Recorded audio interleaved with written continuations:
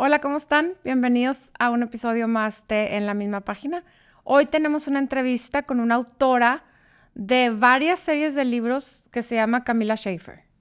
Ella es una de mis autoras preferidas. Ella tiene varias series de libros, pero en los libros son como 16 libros.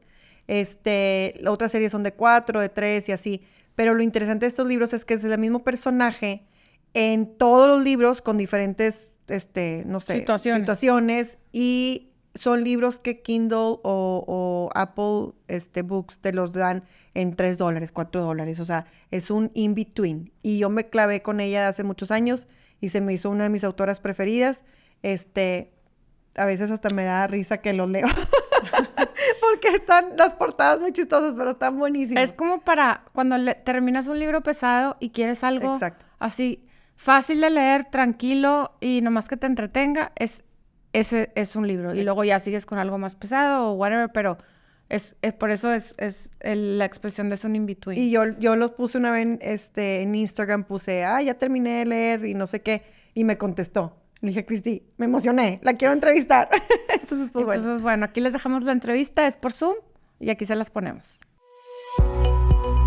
Hola a todos, soy Cristi Mesta. Y yo soy Fabiola Ramírez. Les damos la bienvenida a En la misma página, un podcast en el cual vamos a comentar y desglosar todo tipo de libros. Somos dos personas que disfrutamos de la lectura y nos encanta explorar diferentes puntos de vista. Acompáñenos en cada episodio a disfrutar de las reseñas y aprendizajes que cada lectura nos va dejando. Spoiler alert, este episodio puede echarte a perder el final del libro. Que lo disfruten. Hi, we are with Camilla Chafer. We are with Camilla Chafer. That name gets everyone. She's a British writer of a number of books. Hi, Camilla, how are you? Hi, I'm fine, thank you. How are you? Fine, thank you. Thank you for meeting us. Oh, I'm really happy to be here. I'm really surprised you're from London. Where are you from? I didn't know that. From England. Yeah, I've lived in London for 20 years. Wow. So I've been here a long time. I didn't know about that. And where are you originally from? I'm originally from England. Oh, okay. Well, let me tell you a little bit, how do I know you? One time I was reading this, you have plenty of series in Kindle, right? And your book came to me as a suggested read in Kindle maybe 10 years ago. I started with the Lexi Grave Mysteries. And your first book, I read it without knowing anything about it, and I loved it. I thought it was really fresh. I thought it was really something new I haven't read before. And then I realized that it was going to be a series. So you had published your first 3 books right away, I think. They were uploaded already 2. But then you have to wait almost a year almost a year for the next book to come, right? Well, I think the first 3 came out quite quickly, quite close together. And then it was the next year that I was able to start doing this full time, and then I could really commit to doing more books. And you've been with me right from the beginning. Yes, from the beginning. And I have been waiting over a year for each book to come. And right now, the last book I read maybe was number 13, 14, or 15. I remember it last July or just last June. Okay, well, up to book 16 now, and I have book 17 planned out. I'm about to start writing that. And that's only from one series. Can you tell us a little bit about that? How did you come up with that idea? We're going back 10 years now, and I was really enjoying reading mysteries, but I was finding I wasn't quite finding the character that I wanted to read, and I thought, why don't I write the character I want to read? So I wanted to write somebody who would not just go into amateur sleuthing, but would also then really learn from it and grow and really develop herself within that career. I think there's a point in lots of our lives where we feel like we don't know really where we're we're going or what we're doing. Maybe we feel a little bit stagnant. And I wanted my character to reflect that and then to find herself and find her career, essentially by falling into it, by tripping over a dead body. Yes, exactly. That's the way it starts. And that's like a little bit of a cozy mystery theme. Oh, what's the theme, sorry? The cozy mystery? Yes. So the cozy mysteries are also similar in that I have a spin-off called The Deadlines Mystery Which I read, which I read as well. I like it a lot. Thank you. Which takes a minor character from the Lexi Graves books, and she also investigates, but in a different way because she's a reporter. And then I also have a cozy mystery series called the Calendar Murder Mysteries, where I wanted to explore all kinds of different people from different walks of life who would solve their own mystery, but interact with other characters in other books. Which I thought would be really fun. The Calendar Mysteries are standalones, right? It's not a series that you have to read from the start. No, you don't have to read it in any particular order. You can jump into it anywhere and it won't ruin the mysteries in the other books, but you will meet all the characters coming through the books. Sure. And you have 3 mystery series, but you have another one, right? Which is not of mystery. Yes, I have an urban fantasy series. So there's 6 books in that one, and that's about a young woman who has no idea she has these abilities that are she's thrust into this crazy supernatural world and, really finds her place within the world.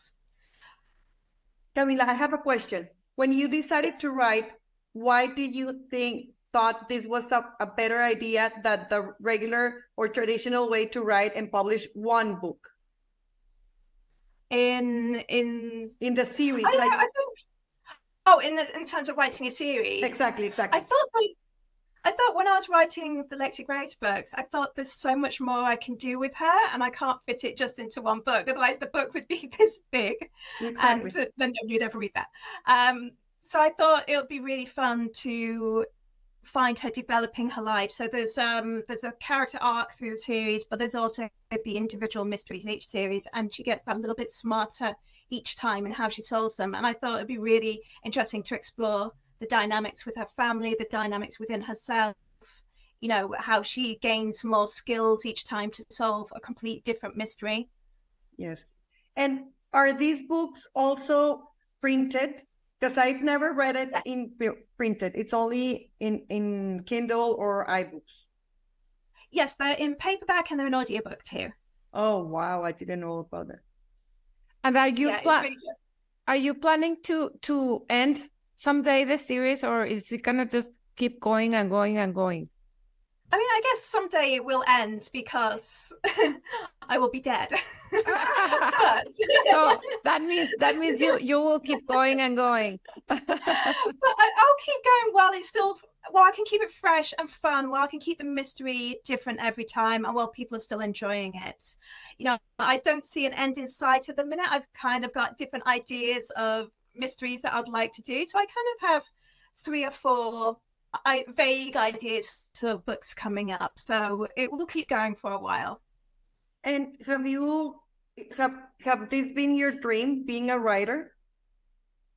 Yes. I mean, ever since I was little, I used to write these tiny little books and give them to people. They'd be about 10 words long. And I always wanted to be a writer. But, when you talk to your careers counselor at school and you say you want to be a writer, they're like, nobody really does that. They really put me off. So my career went a different way. And, and then I moved into journalism. And so I was still writing, but I wasn't writing the fiction that I wanted to write. And it kind of took 10 years of being in journalism for me to go, no, I really, really want to do that. But all those years in journalism gave me that foundation to go and write. Wow, yes. Do you have a favorite book of your books, or a favorite book or a favorite series or a favorite character? Oh, it's really hard to pick a favorite book because it's like picking your favorite child. I mean, I loved writing Armed and Fabulous. I got so absorbed into writing that I found it so much fun to do that that will always have a special place in my heart. It's quite difficult picking a favorite book overall. Character-wise, I mean, I love writing Lily. I think she's really funny and silly, and you know, she's that silly side of a lot of people. Yeah, the best friend, and you know, it's so much fun. All the times I think of something funny, I write it down. I think that's got to be a Lily line. So I love writing her. And right now, when you told us that when you were younger, the advisor of your college career told you, like, no, don't be a writer or whatever, who encouraged you, or what made you think that it was the right moment to start writing? I think I had a really strong core belief that I could do it. And, you know, that was really important. But also, you know, I think the more I progressed in my journalism career, and I was like, these people are commissioning me to write, you know, things for all kinds of magazines and newspapers and websites, and that grows your confidence. And I just kind of thought to myself, you know, give it a shot. If you don't try to do something, then you never know if you actually can. And I thought, if I give it a shot and it turns out terribly, well, maybe I'll give it another shot. And if that turns out terribly, then maybe it's not for me. But if it turns out well, then great, I'll be doing what I want to do.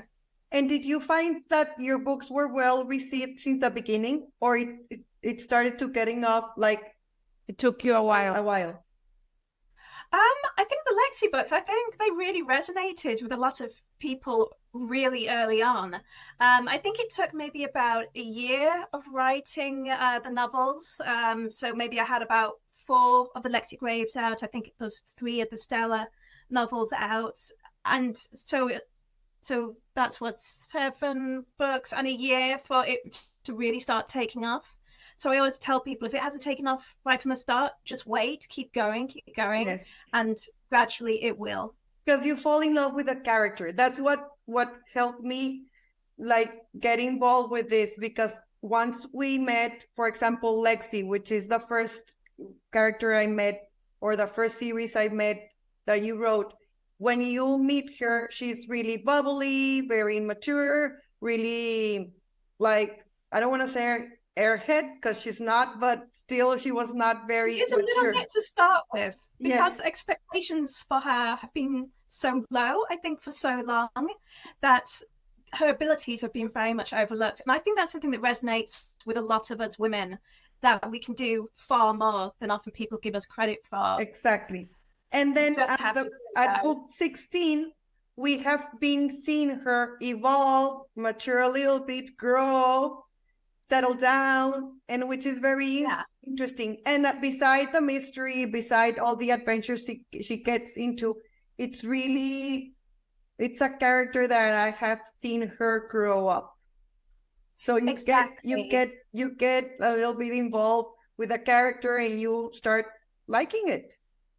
Exactly. And people really start rooting for her, I think. And, you know, they love the scenes with her family. The family dinner scene is in, I think, all of the books. And people love seeing how those dynamics are interacting. They love seeing how she's moved on in her love life, you know, how she's retained this amazing friendship with her best friend, Lily. And, you know, people are very invested in seeing where she's going to go next, which, I mean, it's wonderful when people take a character like that to their hearts. And also, the Deadline series, it's a little bit, it's not going to be the same, because they're not, it's different characters, different sets and everything, but still, I think that they're very much alike. And these are books that I use to read every time. Sometimes I read too heavy books, like historical fiction novels or romance novels, and then I read yours, and they're maybe 320 pages long, and I read them in a day or a day and a half. They're really fast, and you get it. Like, I always think that I'm reading a Hallmark movie mystery, but I'm reading I love the Hallmark mysteries. They're so much fun movies. And you're exactly right. I think sometimes we can read a book that, you know, they really stick with us, they really resonate, and you can leave them behind feeling really heavy. And what I want to do is entertain people. I want people to have fun. I've had readers write to me and say, I was going through a terrible divorce, and your books just made me laugh, and it really helped. And, you know, knowing that I'm not just entertaining, but, you know, that people are finding some help within them as well, and take them away a little bit from their lives and just give them a bit of lighthearted enjoyment is, you know, it makes it really terrific that I can do that for people. It's great.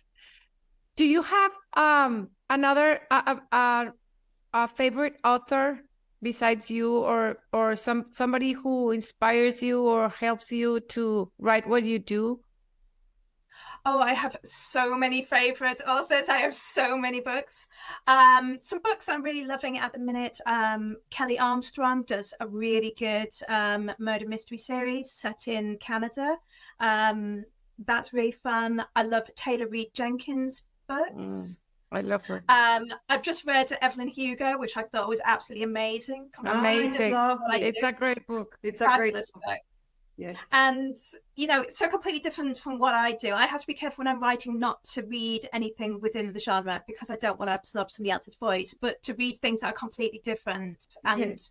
For me as well, it's also my escapism to read these things. And sometimes I read these books, I think, I wish I had written that. And then I think, no, because I've written it, I wouldn't be reading it right now and I wouldn't be, you know, amazed by it.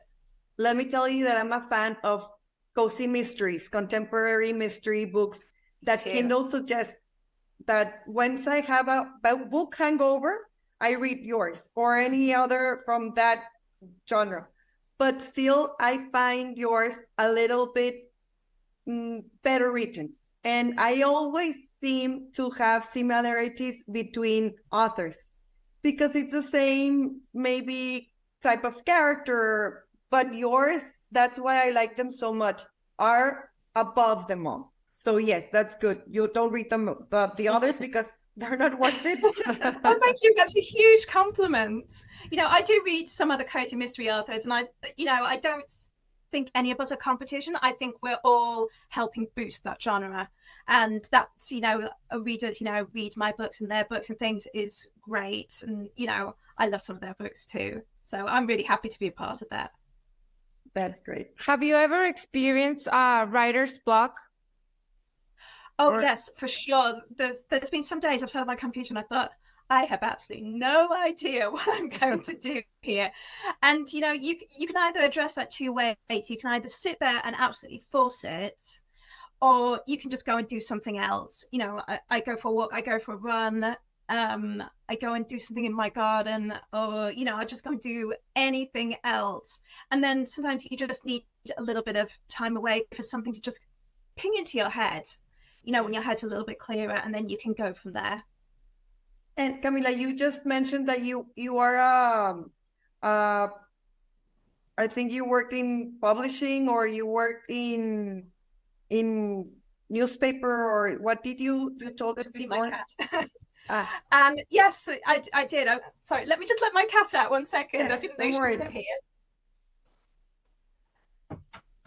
She likes to sit with me while I'm working.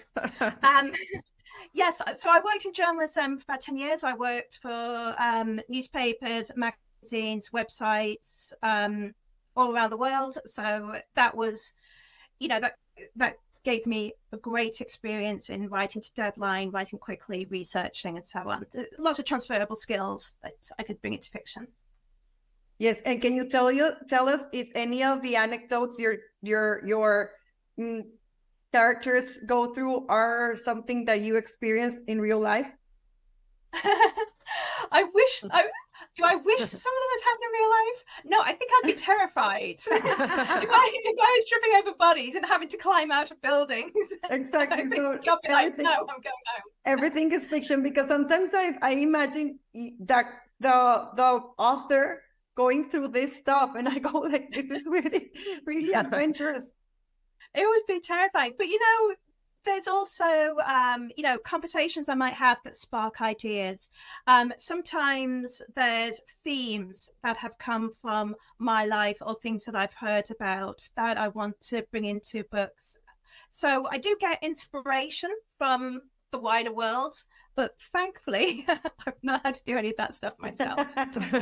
That's great. I think you are a writer who keeps evolving and growing. How do you keep that? How do you keep growing after so many books? You know, I think a lot of it is through time, and, you know, writing is kind of like a muscle that you develop. The more you do it, the more you read as well, the more you develop, you know, your skill and your abilities. And, the way you want to do things. You learn new things, you learn new ideas, and that helps keep it going. And, also that willingness to, I think, try some new things and, be perhaps a little bit more daring, perhaps, push the genre a little bit, see where you can go with the characters, and just that willingness just to sometimes let your characters drift off in directions and just follow them and see where it's going. Part of it is just, I think, it's time and, just learning from that. And the muscle, I love that the muscle, you said that it develops with time and practice, right?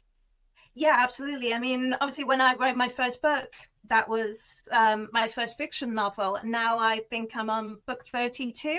So, you will learn during that time. Right. Have you experienced any bad experiences or didn't because you're a woman? I think the publishing industry is generally, it can be very hard. When I was a journalist, that gave me a lot of experience of rejection, that's for sure. And I think a lot of people experience that in the industry, and you do have to develop a thicker skin to stay in it. I don't think anything particularly as a woman, but perhaps, in terms as a writer, as a writer. As a writer, not because you're a woman, but because you're writing and maybe sometimes somebody didn't like it, but not because you were a woman, right? Oh, sure. I mean, if you look on any of my book reviews or any author's book reviews, there'll be a lot of people who don't like your books. They don't like the direction you've taken, they don't like how you write, they don't like the genre. And, you can either sit there and read all of those things about people that don't like it, or you can think, well, maybe this isn't for them in the way that some books are not for me. But this book that I'm writing is for me, and it is for these people. So you kind of have to think, look, I can either stop writing altogether and, just really take, some criticism to heart, or you can take some criticism and make yourself better through it. Exactly. Or you can also have an element of, just putting it to one side. And, sometimes what one person critiques, another person absolutely loves. So sometimes it can work for you as well. Right. Because at the end of the day, trolls are trolls. They're just people who are just not giving a value of your work. They're just giving their opinion without knowing what's behind. Sure. I mean, when somebody buys one of my books, they don't see that, like you can read a book in a day. They don't see that it takes me months to write a book. They don't see that I've had to take a week off because my kid's ill, or that I had COVID a couple of weeks ago. They don't see all these things that, surround the writing of the book. And, it's very, very easy to criticize, especially when you're hidden behind a computer screen.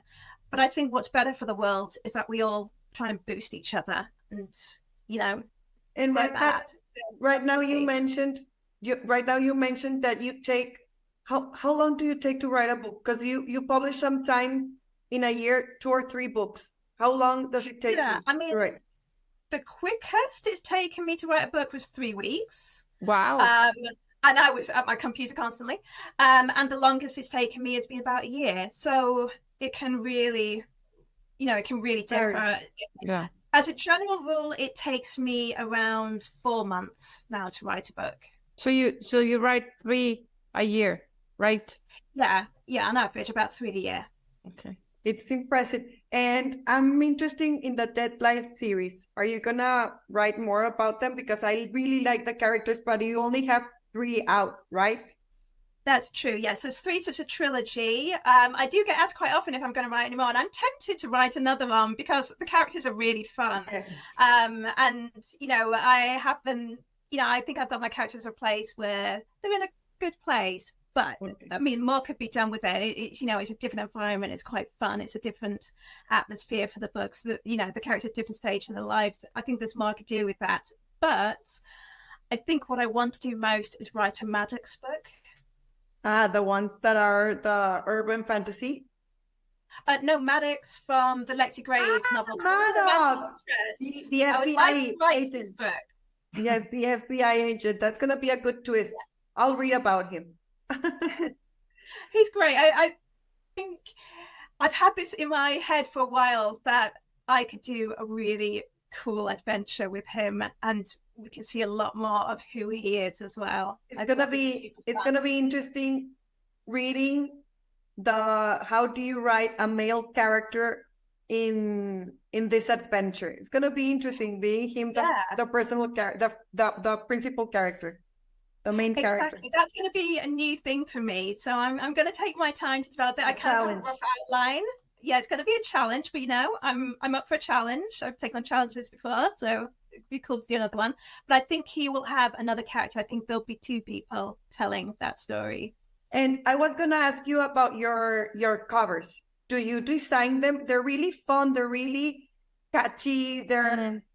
I think they're this type of books that maybe you won't take it serious because of the colors, because of how the model is standing or whatever. But who chooses that? Do you design them? I don't design them. I have graphic designers, and I have several graphic designers who work on them. But the designer for Lexi Grave, she's designed all the covers for all the books, and we wanted something that would be quite simple, quite light-hearted, quite fun. We had no idea that the book series would go on this long and would keep going. We wanted something that would be bright, and there's a saying of don't judge a book by the cover, but exactly, we all do that. We all do judge a book by the cover. We know immediately what we're getting when we pick up a book, and I wanted something that'd be fun, that shows a female. There's various symbols on the covers that show there's going to be, a sense of thriller, adventure, but that it would be lighthearted. It's not gritty. You're not going to be devastated, I hope, when you read these books. And I think the whole series ties that together pretty well. Yes, it does. I was going to ask you my last question. Have you thought about writing another genre, like maybe a historical novel or something a little bit more serious or more length? I don't know. Something different. I would love to write a thriller. I think that would be really exciting. So that'd be really fun. I know romance is super popular. I cannot get my head around how to write it. I think I really do admire the romance authors who can do that. But for me, I think it's going to be a thriller, maybe some kind of adventure is what I will do in addition to mysteries. Well, you do this very good. Congratulations. Oh, thank you so much. Thank you very much, Camilla, for your time, and thank you for having us. Thank you for having me on. It's been great. Thank you, Camilla. Bye. Bye. Bye.